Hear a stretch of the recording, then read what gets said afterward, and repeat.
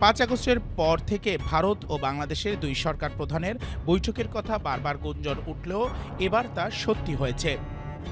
থাইল্যান্ডের ব্যাংককে অনুষ্ঠিত ষষ্ঠ বিমস্টেক শীর্ষ সম্মেলনের ফাঁকে বাংলাদেশের অন্তর্বর্তী সরকারের প্রধান উপদেষ্টা অধ্যাপক ডক্টর মোহাম্মদ ইউনূস এবং ভারতের প্রধানমন্ত্রী নরেন্দ্র মোদীর মধ্যে দ্বিপাক্ষিক এই বৈঠক অনুষ্ঠিত হয়েছে।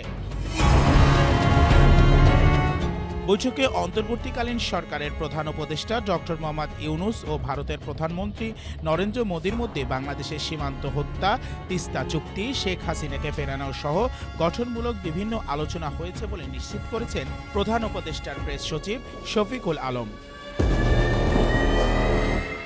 বৈঠকে মোদী বাংলাদেশের অন্তর্বর্তী সরকারের প্রতি আহ্বান জানান যে এমন কোনো বক্তব্য বা পদক্ষেপ এড়িয়ে চলা উচিত যা দ্বিপাক্ষিক সম্পর্ককে ক্ষতিগ্রস্ত করতে পারে। তিনি বাংলাদেশের গণতান্ত্রিক, স্থিতিশীল, শান্তিপূর্ণ, প্রগতিশীল ও অন্তর্ভুক্তিমূলক উন্নয়নের প্রতি ভারতের সমর্থন পুনর্ব্যক্ত করেন। এছাড়া বৈঠকে সীমান্ত নিরাপত্তা ও স্থিতিশীলতা বজায় রাখা এবং বাংলাদেশের সংখ্যালঘু সম্প্রদায়ের বিরুদ্ধে সংঘটিত অপরাধগুলোর পূর্ণাঙ্গ তদন্তের উপর গুরুত্ব আরোপ করা হয়। প্রধানমন্ত্রী মোদী বিশেষভাবে হিন্দু সম্প্রদায়ের বিরুদ্ধে সংঘটিত অপরাধগুলোর তদন্তের আহ্বান জানান।